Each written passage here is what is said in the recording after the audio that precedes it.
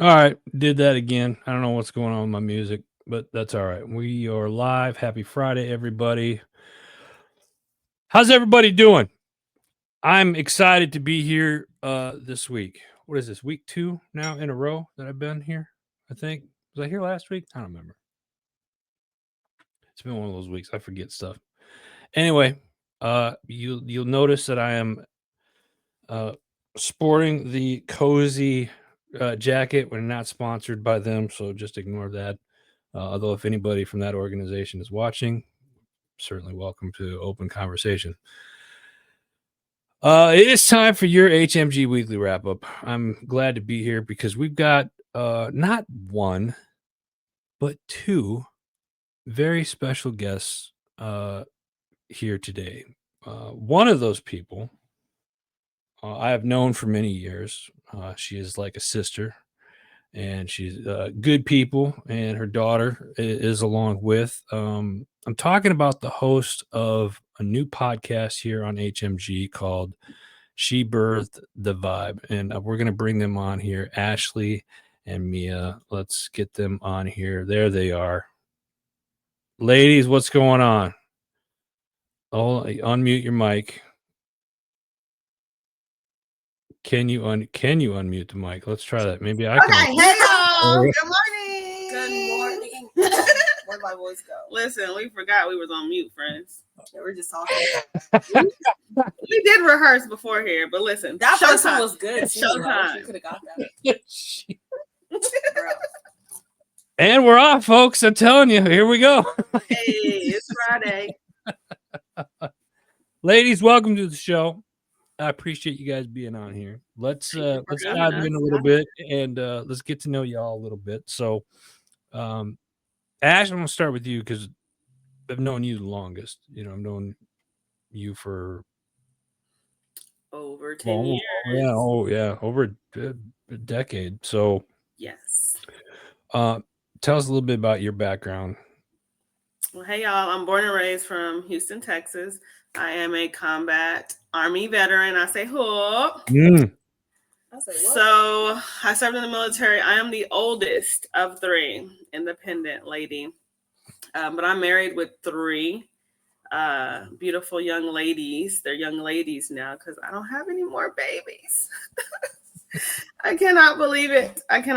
But I am thankful to have connected with Adam. I connected with him through Camouflage Sisters, another women organization that supports women in service, in military service.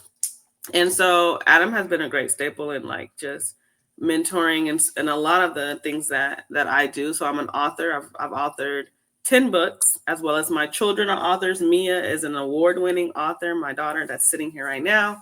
And so we write books. We are positive life influencers. And my military experience really has shaped my life. It was the best decision that I've ever made. And so I'm happy to be here. Nice. Love it. Love that. My name is Mea. This is my mom. We do all write books. Me, my mom, my little sister, my great grandma. I am not married. I don't have any kids. I want to be married. I don't want any kids. Yeah, Mea, you better not. We're gonna have a different conversation offline, girl. Oh no. They're about to get me. Right now I'm doing the whole college thing. So now that's fun. Mea, what can you say where you're going to college and what are you majoring in? So right now I do like dual, so I do high school and college at the same time. Oh wow. So I go to like an early college high school and I go to Central Texas College. And I have I'm getting my associates in Introduction to Criminal Justice. Good for you. What would you like to do? That you have a goal with like being a cop or something like that, or working in that line of work later on? I would like to be a lawyer. And then like a little bit after that, like the end goal, I would like to be a judge so I can just like sit there and like listen. But I would like to be a lawyer first because like I want to be like in the hot seat for a second. Yeah, I got you. For a second. And what are your 3 schools that you're going after? So my top 3 schools, like I would say Howard, like the Howard Law School would be like my number 1. Like if I get there, like nobody's gonna tell me nothing. All the people, like, I was gonna be like done. I would be like so floored if like I make it there. And then my second would definitely be Texas Southern because they have the Thurgood Marshall Law School, and I really like that one, and it's closer to me. Yeah. And then my next one would probably be Miami, University of Miami for their law school. Their law school is pretty good, but I really want to stick to like an HBCU, which I'm pretty sure U of M is at HBCU too. Nice. Good.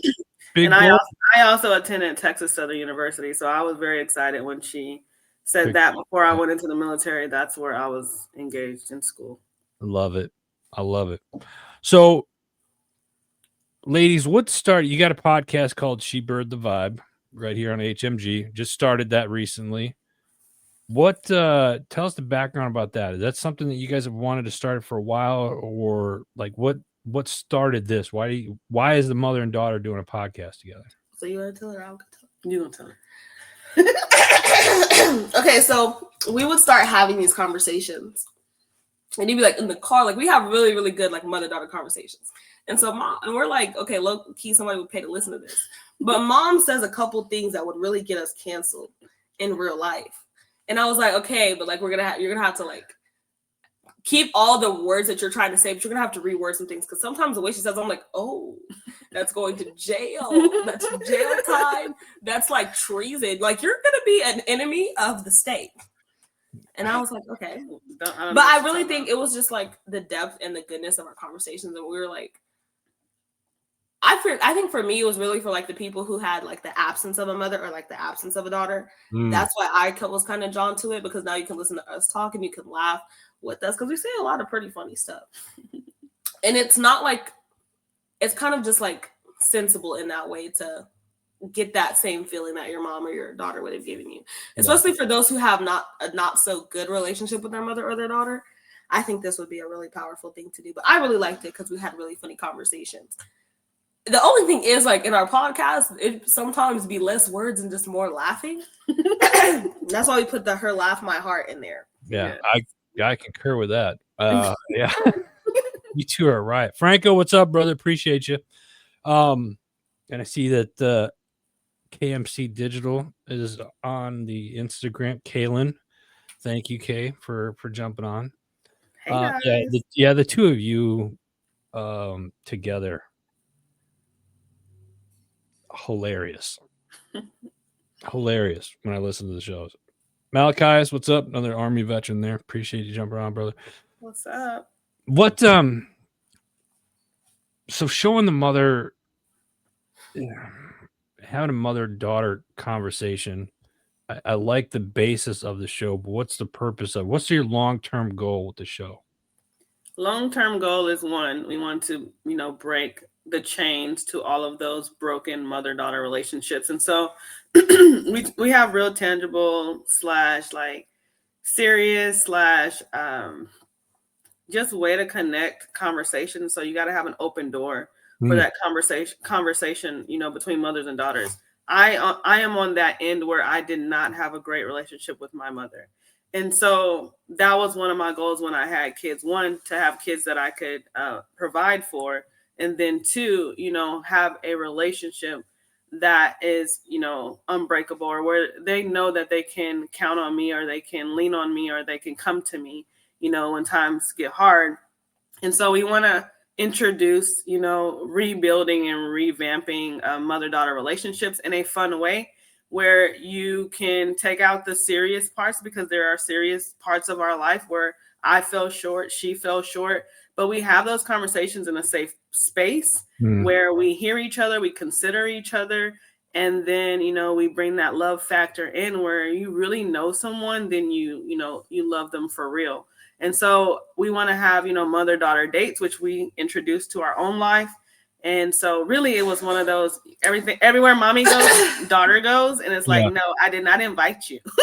She but really, really did. No. She really. And so Mia started calling, she's like, mommy-daughter date. And I'm like, well, I guess this is going to be a thing. And so mommy-daughter dates are where we get to actually just spend one-on-one time. And I have 3 girls. And so for that's hard, because you don't really get one-on-one. You have getting mommy called from every different direction. Right. But because of me and Mia's mommy-daughter dates, I was able to actually calendar out mommy-daughter dates for each girl. And so I think that was very, very important because that also helped me get a deeper bond with the other two girls. And so it just became a thing. And so we would like to have huge mommy-daughter dates across the world, where moms and daughters can come together, even if they have been separated like me and my mom had been for years, decades. This can help bond, some of those relationships. I am a proven fact to that. I love that. Ken, good morning to you, brother. Appreciate you jumping on. I love the mother-daughter date. So let me ask you this: as a parent, I was Ash. You know my story. Single parent for 15 years, and it was like trying to do something without bringing Junior. And you've met Junior, like without bringing him along all the time. Like you need that time by yourself. Right. But then it was just like I went everywhere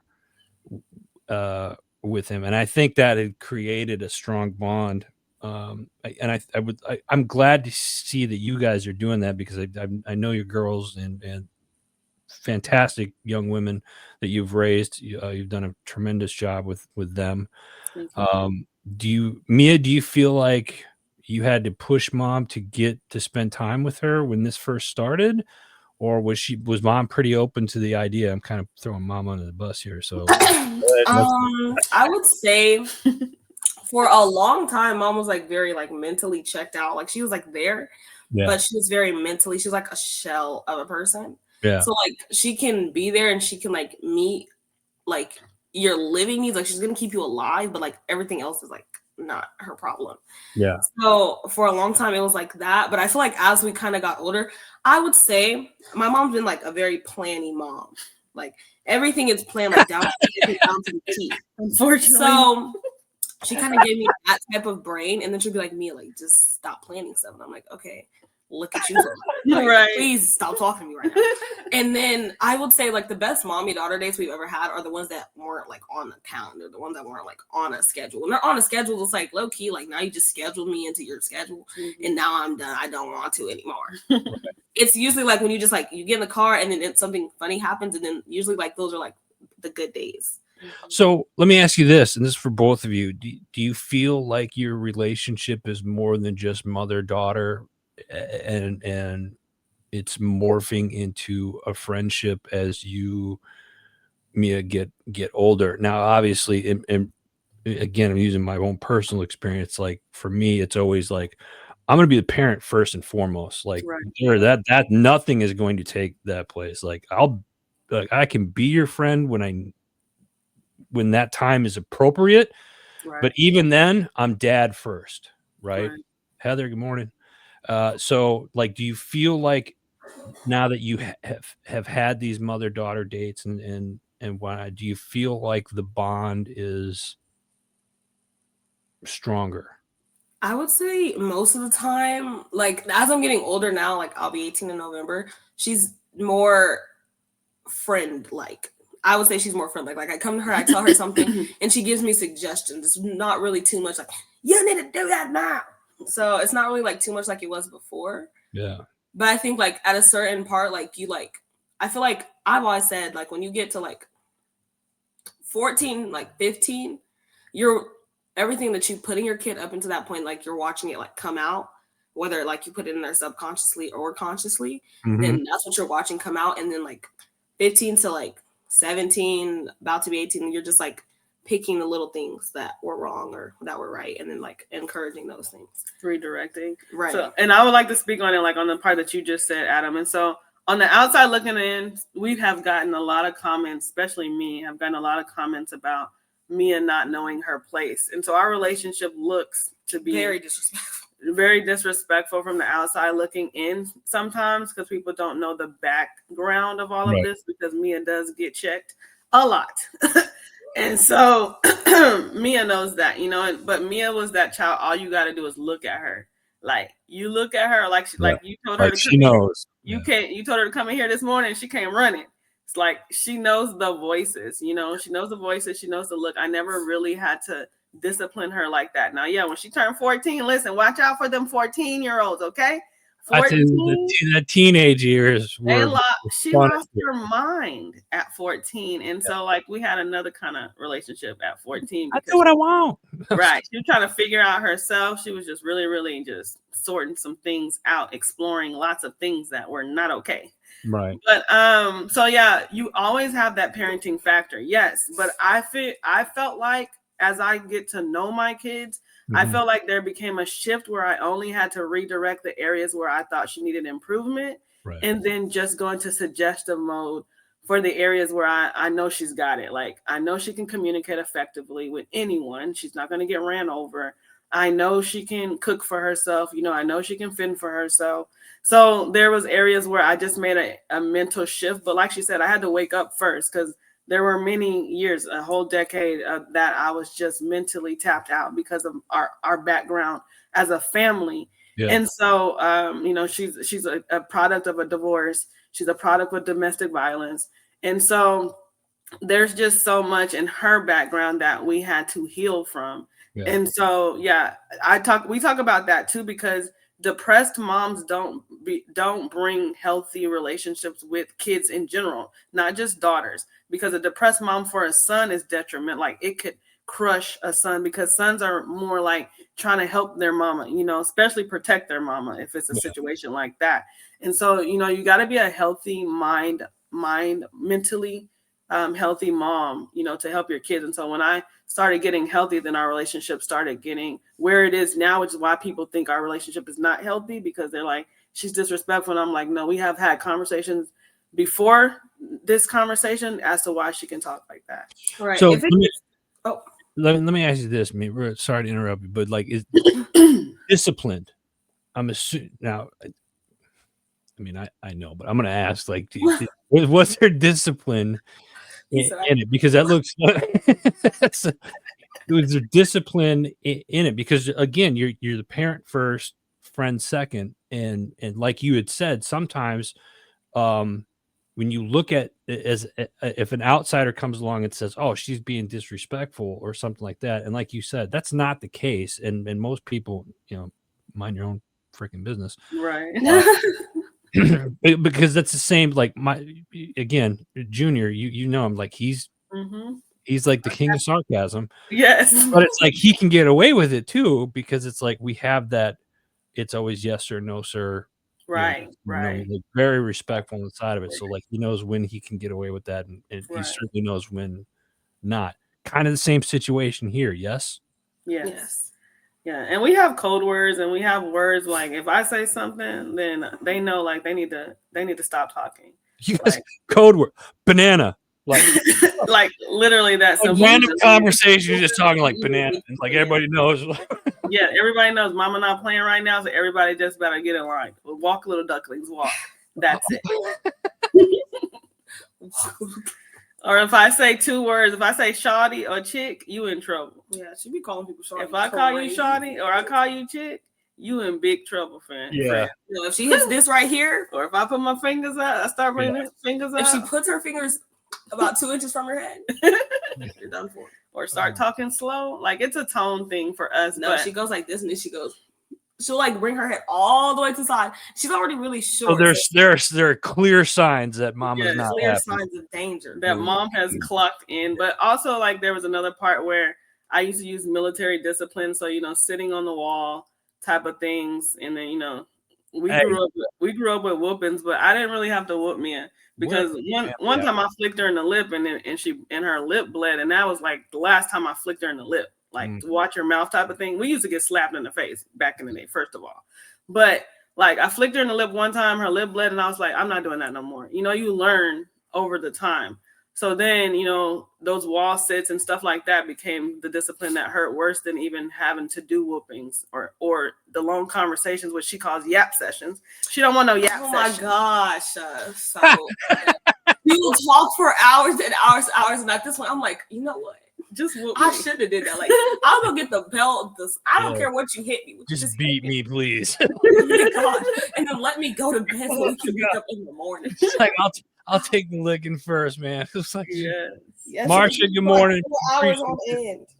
Oh goodness, yeah. It's one of those things, and Marsha, Marsha, we're Marsha there. There Hey, she. Marsha, I see you. You do what works for your family. She makes a good point there. You do what works for your family, and I Yes. think military backgrounds and stuff like that. And here's the thing that I love about this show is a lot of the stuff that you talk about can be granted it's focused on the mother-daughter or the mother-child relationship.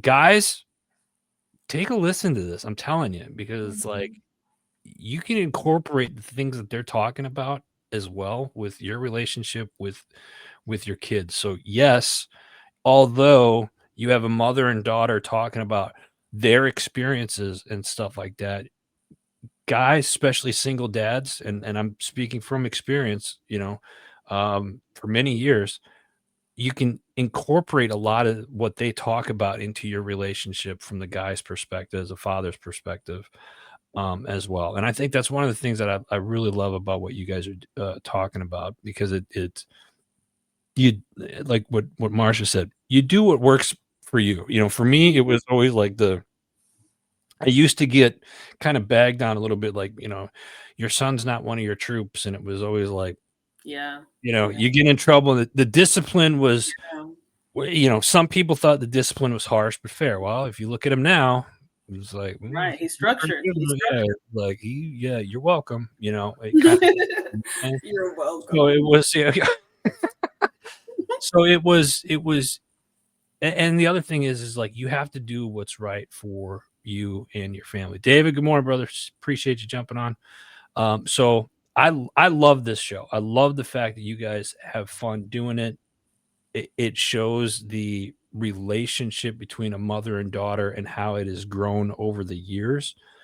It also shows, listening to it, how like Mia can kind of get away with certain things, and it's also funny when Ashley checks you too, Mia. So it's like, and I'm saying that as the guy that produces it, so I think it's hilarious, because I know you both, but I get what you guys are saying, that sometimes for people from the outside look in. But here's the other thing: who gives a damn? Right. It works for you guys, and that's what's important. And the point that I'm trying to make here for the listeners and the viewers is that you need to figure out what works for you. So another case in point was like sometimes certain disciplines don't work after a while, and you have to find something new. And as as a Junior was younger, it wasn't like go stand in the corner or stare at the wall until I'm tired. That stuff wasn't working anymore. So it was like he was all about the electronics and the video games and stuff like that. He was a little bit of a gamer on the weekends. It was like, hey, this weekend you're not gaming this weekend. No games. Yeah. And then all of a sudden it was just like, what? Why? You're just like, you would have thought you shot the dog or something. Like that, you know what I mean? So it's like you have to find out what works. But in order to do that, you have to know your kid. And the fact that you two have such a great bond together and that you get to spend that time together, you guys know each other so well, is great. And you're setting an example. So I think that's awesome. Thank you. And you can't do it with every kid. Every kid is different. So all those families that have multiple kids, don't try the same trick on every kid, because I'm telling you, it's not going to fly. My mom will send my sisters. She used to send all of us to bed early. She'd be like, everybody go to bed. And then they'll be in there crying. I'll be in there asleep. Right. And then she'd be like, you know what, Mia, you going to stay up. And that was trifling. Because Mia likes to go to sleep. You don't got to beg her to go to sleep. So I was like, oh, no. Beg she want to go to bed. Oh, time out. Wait. So let me get this straight. So you would send everybody else to bed when they wanted to stay up. Mia's there like, F it, I'll sleep. So she sleeps. So you wake her up and you keep her awake as a punishment. Yes. You know she was going to sleep. Yes. That's cold. That's right. Send me to bed. That's cold. Listen, I figured out what her thing that she loved was, and I was like, wait a minute. She going to sleep too easy. She didn't complain. She didn't argue. She didn't do nothing. She was like, I'll see you. Yes, I'll go. I'm like, nah, man, this is no, you stand up.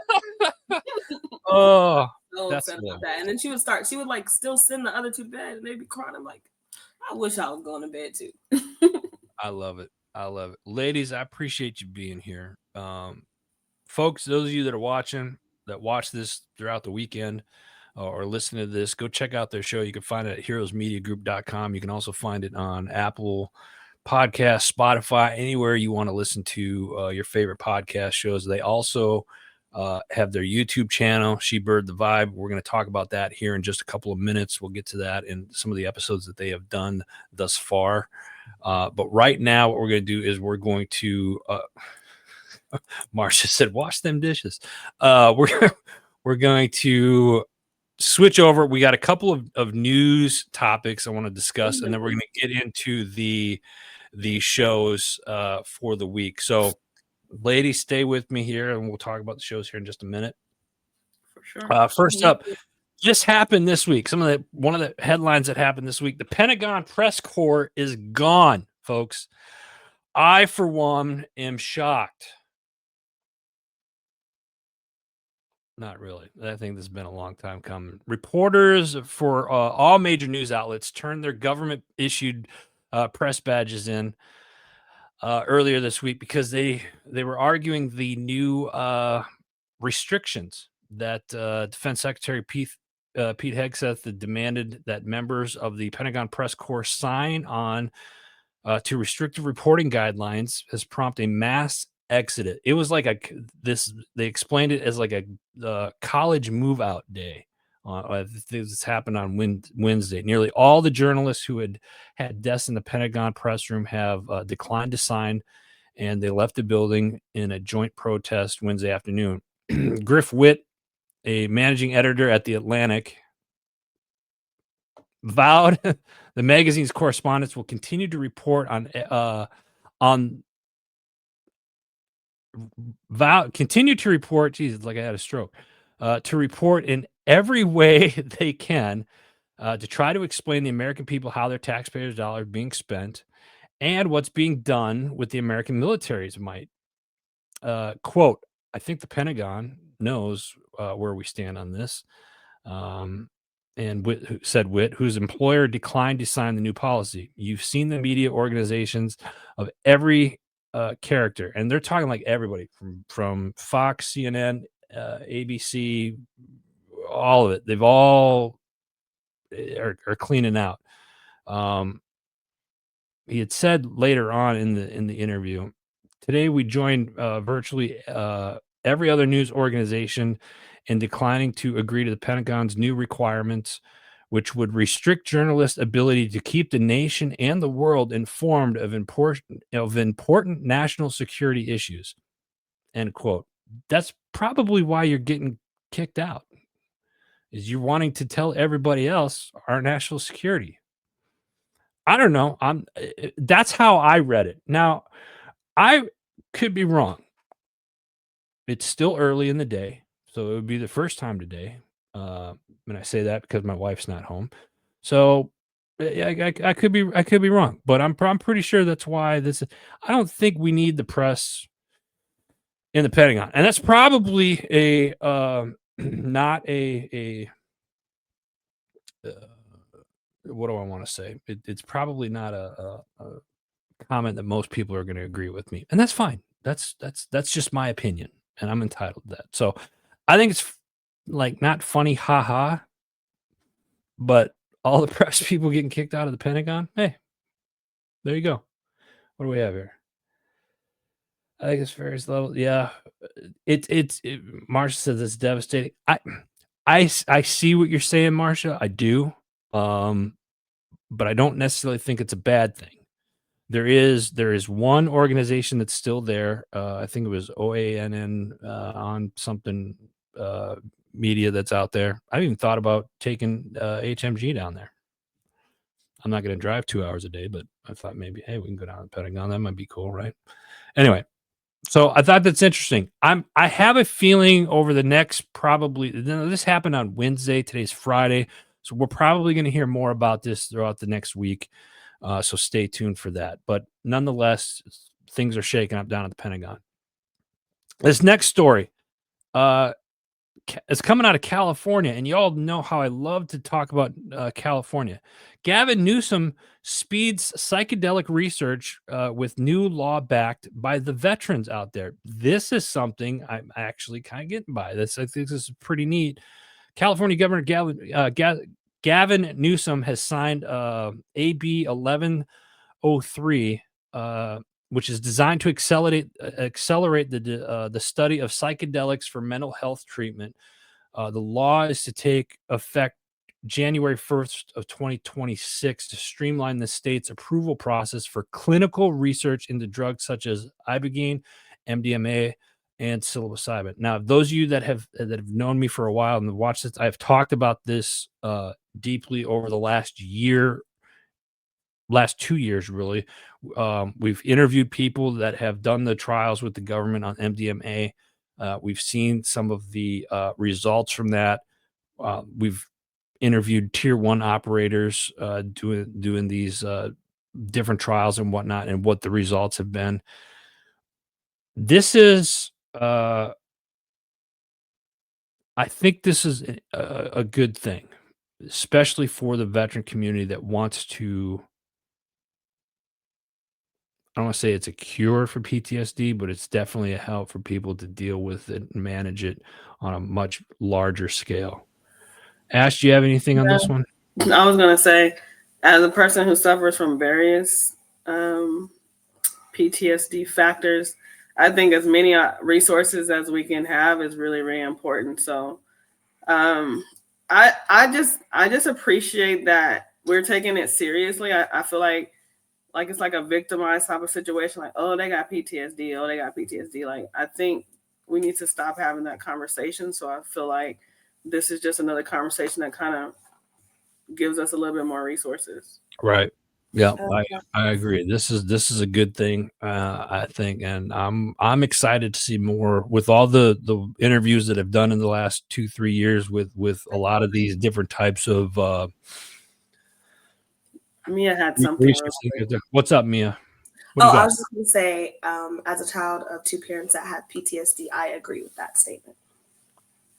There you have it, right there. See, I think Mea bringing up a good point right there. Thank you, Mea, for saying that. You know, we get so wrapped up on the individual with the symptoms that we tend to forget how it's affecting the families. Yes. Particularly the kids. Yes. It definitely affects the families, and it definitely affects the kids. The kids have to see all the little points of, I don't have the best word, but I would say all the little points where it unravels a little bit, or they have to see their parent and they're like kind of confused. I remember doing research about PTSD on my own because I'm like, this can't be regular. Yeah, and the way that the kids started talking to me, like me and her dad have like some very serious PTSD factors, but I never thought about it either. Looking at what they saw, they don't know PTSD. They don't know that word, right? Right. They just know that somebody's going off the hinges, or this person is crumbling, or this. Like, I can't go to certain places. I can't have loud noises, and especially kids are loud, you know. And the loud noises is what they really had to be careful of, because I literally could not take the loud noises, and sometimes I didn't respond properly with that part, and I don't go in certain places because of it, or I'll have my headphones, or I have my different things. Like, I know what I need to do, but the kids don't know. And so yeah, you don't realize how much your family, like we hear about the spouses got to react to it, but the kids definitely that don't even know what PTSD is, they're walking on eggshells in a whole different way, and it's something we really need to consider. Yeah, that's a good point. All good points, ladies. Thank you for saying that. Next, we're gonna move on. We got a couple more here. What's going on in Alaska? There's a lot going on in Alaska this week. 1 killed, 51 rescued, and Western Alaskan community is devastated by floods caused by Typhoon.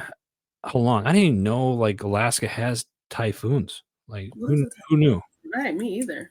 Typhoon. Well, typhoon is usually, that term is used, it's like a hurricane, but it's like they use typhoon over in like Asia, like Japan, Philippines, that area. Anyway, so they hit Alaska, Bering Sea on Sunday, packing hurricane force wind gusts, big waves lots of flooding up and down the different areas of the Barren Strait over there. Anyway, it's crazy. But I didn't happen to see this on social media. So then when I went to look at it, like one, maybe two articles on it, that was it. But there's been 1,400 people displaced, and they're staying in like local schools right now until the government can figure out where to find suitable shelter. Lots of months and months and months of cleanup, they say. And those communities up there are pretty small. So this is going to be interesting to see, but I've never heard of a typhoon hitting Alaska before, so I just found that sad but fascinating at the same time. Yeah, I can't even imagine. Me and Marsha know that territory very well. We drove there, and so I'm just trying to. Drove? We drove 4 days. I think it was 4 days there, Clinical. 5 days back. Clinical is what Mea said. It was a crazy ride, I'm telling you. And I was in my 15-passenger van that tried to choke on me coming back. And so it was scary. Just women veterans. We did it. Whoop, whoop. I mean, we took that trek all the way to Alaska. It was wild. But like, I just can't even imagine, that kind of weather. So yeah, tribute to all of those who are suffering through that, because it's the territory in general. And we were there where there was no darkness. Like, it was daylight forever. It was daylight the whole time we were there. And so there's different aspects depending on what's going on in Alaska right now. I hope it's not darkness all day right now, because that would be a hard rescue type of situation. So yeah. I mean, just walking in the middle of the night, like, oh, it's 11 o'clock in the morning and it's pitch dark outside. Like, that's always been, it's pitch dark. I've worked with a lot of people that have, that lived in Alaska. I've been to Alaska once, but it was on the southern tip of it. And I remember like seeing a sign that says next gas station, 87 miles. And you're like, yeah, we better fill up here. Scary. That was the scariest part. Listen, don't play in Alaska. You better fill up every time you see a gas station. I don't care if you just need $5. Fill up. Oh, okay. That's crazy. It's crazy. Scary. It's all right. Scary. Last one, we're keeping it up in Alaska. This administration now approves an industrial road to cut through gates of the Arctic National Park and Reserve. This is probably going to steer a lot of people the wrong way, as it should. It kind of rubbed me the wrong way, but this administration currently has issued an executive order approving the Ambler Road project. It's a controversial 211-mile industrial road proposed to run through the national park system units from the Dalton Highway to Alaska's remote Amber Mining District. But it's getting the project up and running is expected to require more environmental reviews. This has happened. This is like, it's not necessarily new, but it's continuing on, because this administration in 2020 first came to term with this. It got a lot of pushback. Somebody that's an outdoorsman myself, this is something I don't like, because I don't think the government should be going into, especially national reserves that are going to disrupt wildlife migration and stuff like that. Like, find another way. That's just my opinion. That's all I'm going to say about that. If you guys want to look that up, it is the Arctic National Park and Preserve. You can Google that. And then last but not least, all you Kiss fans out there, ever see what happened? Ace Frehley died this week. Any Kiss? I know there's some Kiss fans out there. So lead guitarist for Kiss for many years. Yeah, I don't know. Wow. I wasn't a Kiss fan, but I know Kiss, and I had to look up like Marilyn Manson to somebody the other day. Like, they don't know Kiss and Marilyn Manson and all of them. Yeah, it's you look at like all the, it's like some of the, like, I hate to say this. Oh God, it hurts my heart just, but like, I'm getting to that age where everybody that we grew up listening to, it's like they're expiring. They're passing. Yeah, they're passing. And he was only 74. Hey, Mea, don't make fun of me. He was only 74. Yes, I mean, he was He was. Mia's gonna make me Did you know Dick Van Dyke is 99? Yeah, and that guy jumps around like he's 40. Yeah, I was Who's like, Dick I Van Dyke? I never knew, but yeah, they are really older. Like Yeah, they're that's a different Yeah. generation too. You look at like Dick Van Dyke, and some people like that. George Burns was really old before he passed. Mhm, I don't know. mhm. Probably older people that are watching right now, they know George Burns. Mia, you know who George Burns is? No. I don't even know who Dick Van Dyke is. I'm lost. But I knew Kiss was though. All right. God. Listen, let's get so that's it for news topics. Coming up, important dates, guys. Podfest 2026. If you're a podcaster or you're thinking about being a podcaster, you definitely want to go to this event. It's going to be in January. It's January 15th through the 18th. SeaWorld, Orlando, Florida. You can go to podfestexpo.com. It's the world's largest podcasting event.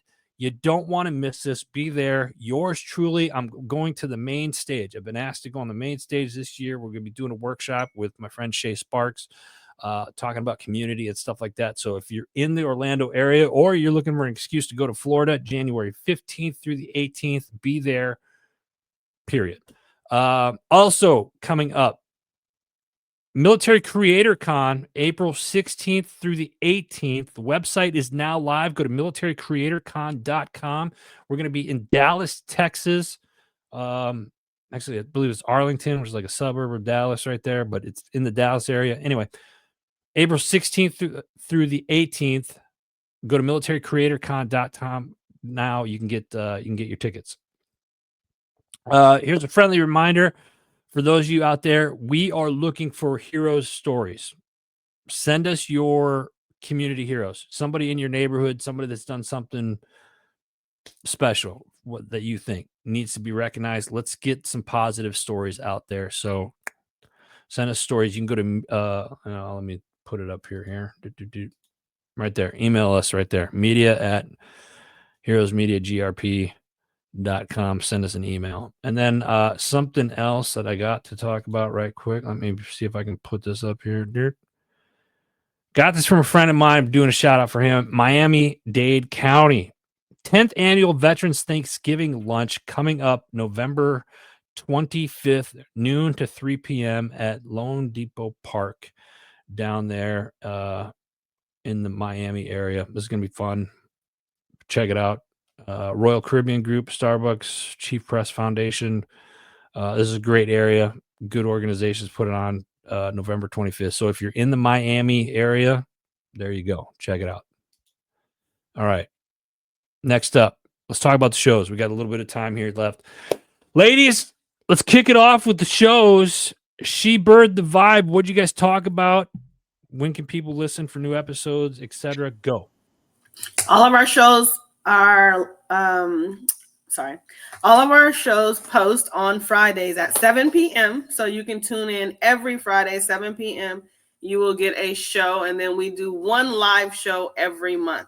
And so She Birthed the Vibe. I'm the she, she's the vibe. And every Friday, 7 p.m.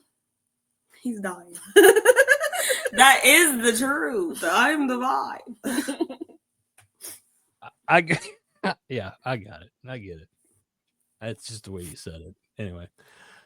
So last week was the live feed last week, right? Yes. Yes. And we talked about being older siblings.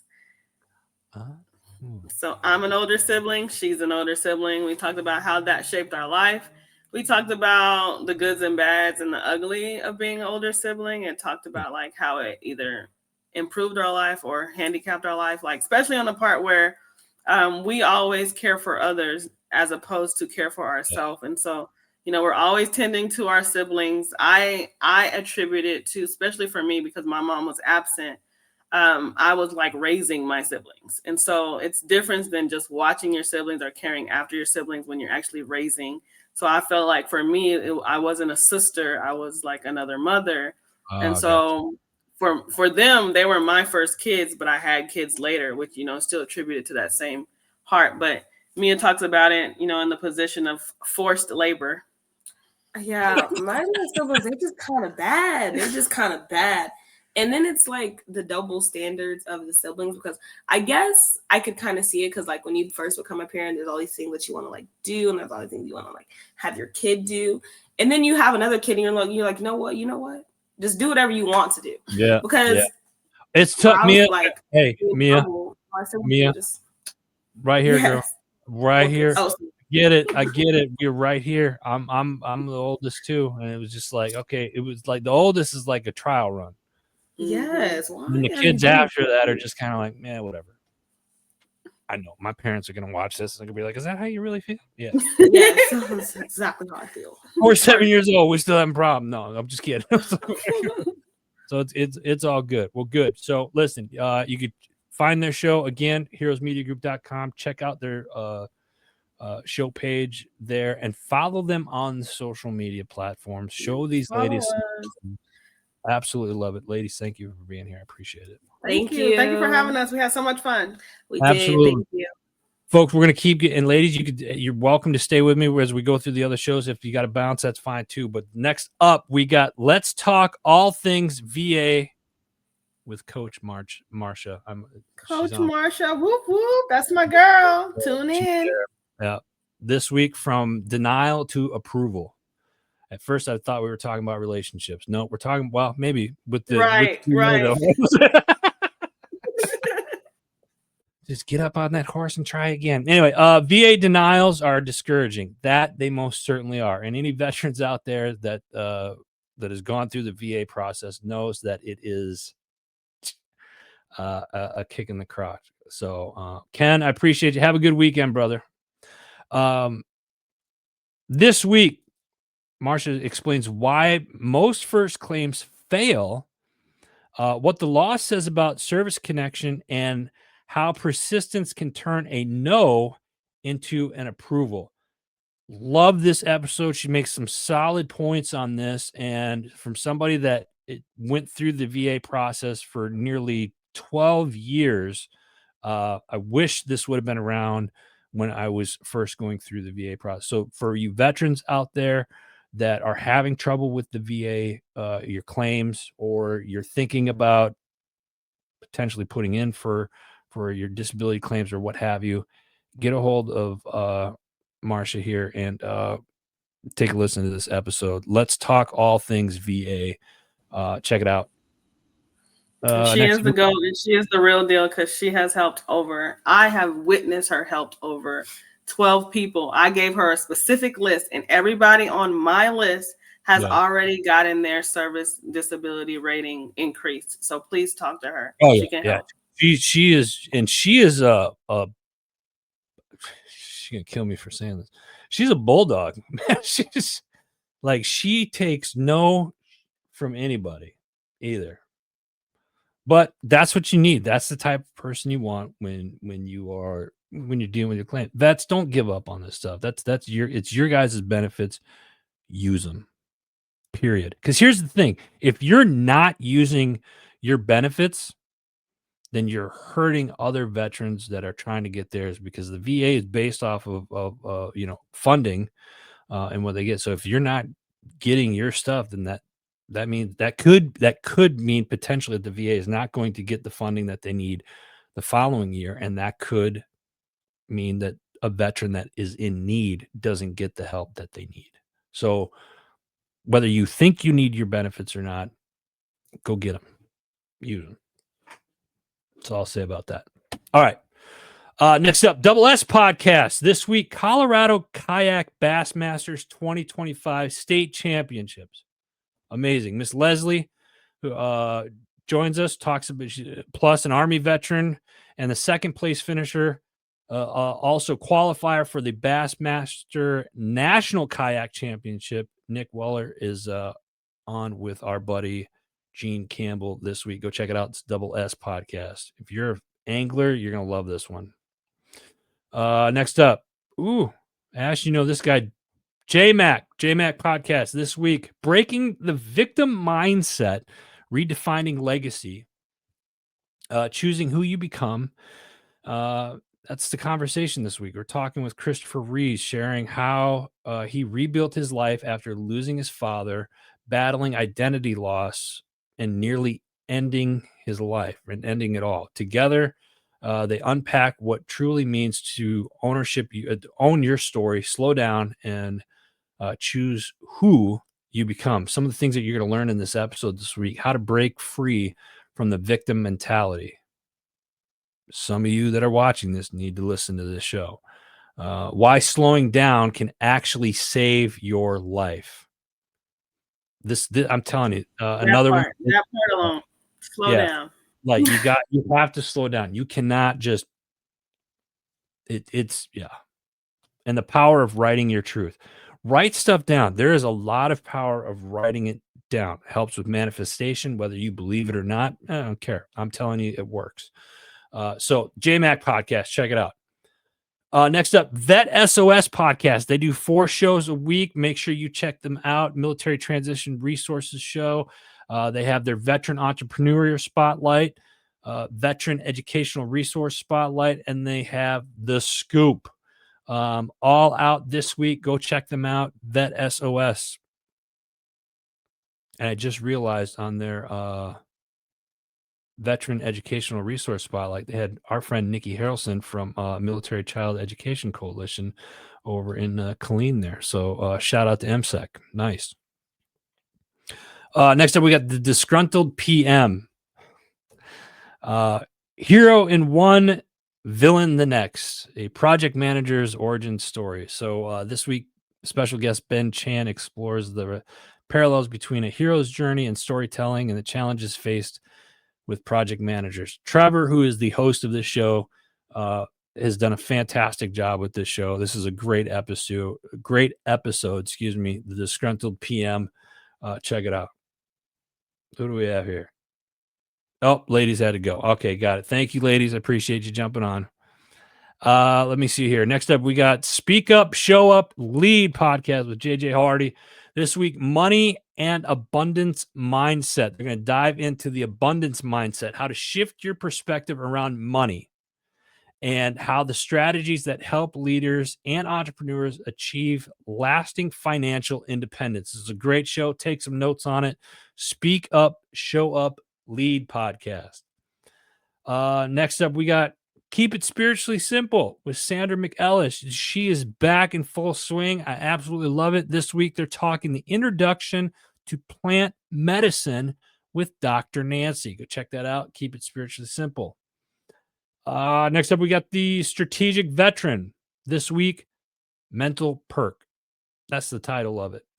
What does that mean? Well, what happens when you fight when the fight never ends? Not on the battlefield, but inside your own head. Carla Hutchinson and Brandy Mock, the women behind Mental Perk, have spent years walking alongside people at rock bottom. And Carla is a licensed therapist who seen every side of the system: courtrooms, hospitals, private practice, etc. Brandy's a straight-talking entrepreneur who's lived the civilian toll of military life up close. Together, they're tearing the mask off mental health. But no sugarcoating, no shame, just the truth about what it takes to find your way back. Awesome episode, Strategic Veteran. Check it out. Homefront Sit Rep podcast. Mission first. People always. Inside MOA's Total Force with Lieutenant General Brian Kelly. Amazing human being. In 2022, General Kelly continued his commitment to service by becoming the president and CEO of the Military Officers Association of America, or MOA. Great organization. In 2023, in his role, he leads the nation's most influential military advisory organizations, championing interests for service members, veterans, and their families through legislative action. Jeez Louise. So check that out. Great episode, Homefront Sit Rep podcast. Next up, Patriots Inside the Wire, Tuesday, Wednesday, Thursday nights with Tracy Two Steps. Go check them out. She's been doing about 2-hour long shows. Fantastic musical guests on their shows. Patriots Inside the Wire. Go check it out. Arms Room Show every Monday, 2 p.m. Arizona time. You get a new episode this week. They're breaking down the shooting fundamentals and the common errors that we see with students. Them, not me. Great episode. Figure this out. You really want to listen to this, especially if you're thinking about getting into shooting, or if you're a shooter and you have a lot of experience with shooting. If you think you're a good shooter, they will make you better. I promise you that. Great episode, Arms Room Show. Check it out. All right, next up, Misfit Nation podcast with our man Rich. They do Misfit Nation. They do a couple episodes a week. Rich does a few. Then you got the Tuesday crew. But this one here that we're talking about, Rich welcomes Colonel Darren McAuley, a U.S. Air Force veteran, physician, and candidate for Congress in Florida's 15th district. He's talking all things what he's running on, integrity, compassion, and the drive to serve others beyond the uniform. He's running for Congress now. Shares his mission to strengthen the veteran healthcare system, expand access to quality medical care, and restore trust in the leadership. Great episode, Misfit Nation. Check it out. We got Label Free Podcast. Host Deanna Redilescu welcomes best-selling award-winning indie author Christian Purcell, known for her engaging narratives that blend romance with deeper emotional themes. She discusses her latest book, Finding Scarlet, and her upcoming releases, The Unabridged Life of Missy Kincaid. She shares insights to her unique aspects of her writing, particularly how stories resonate with women in their 50s who are navigating significant life changes such as divorce and self-discovery. Check it out, Label Free Podcast. We got next up, we got your 6 at 6 with the People's Patriot Project every Sunday night, 6 p.m. Central Standard Time. This is another show that does a couple of shows each week, People's Patriot Project. And if you go check them out, you're going to see that they're doing some stuff for Reach Across America. They're doing a fundraiser for Reach Across America over at Fort Snelling up in just outside of Minneapolis, St. Paul, Minnesota area. So please go check them out, the People's Patriot Project. Just a few more. Stay with me. Other side of the firewall this week, they have a cyber coffee hour with Dr. Joseph Burt Miller Jr. and Alfredo Nash about the current state of cybersecurity, focusing on the rise of common vulnerabilities and exposures, or CVE, as it's known in the industry. The challenges faced by cyber insurers and implications of AI vulnerabilities, particularly with Google's Gemini. Some of you out there are like, what? I've learned a lot from this show. I think if you're dipping your toe in the AI or using AI at all, you want to listen to these episodes because you're going to learn about what it's going to take for cybersecurity and what's really going on behind the scenes or behind the firewall, as they other side of the firewall. Check it out. Chasing Happiness. Everyone is talking, but no one's really listening. We are more connected online and more disconnected in real life. I think this is a very true statement. In this episode, he shares how faith can help find peace and rebuild connection in a noisy world. This is one thing that I've said, and I say this in our mastermind inner circle group. This is great. This interaction is great that we get to do here online. Like, technology is good for a lot of things, but you do not want to lose that human connection. All right. Stay with me, guys. I got one more here. Rise up, voices from the front line. Leader. We throw the word around every day in offices, in politics, nonprofits, even families. But what does it actually mean? This week is episode 2. They're stripping back the leadership to its core. Titles don't make you a leader. Positions don't make you a leader. Leadership is about responsibility, carrying the weight of others, setting direction when no one else will, and making choices that ripple through people's lives. This is a great episode. Check it out. Shout out to our sponsors from the farm, our sister company, HMG Beverage, My Tax Fella. Those of you taxes around the corner, make sure you get your stuff done. Go to mytaxfella.com. Check it out. Forget Genetics, veteran-owned. I love those guys. Jim Nearing's Live Bait and Tackle, another veteran-owned company.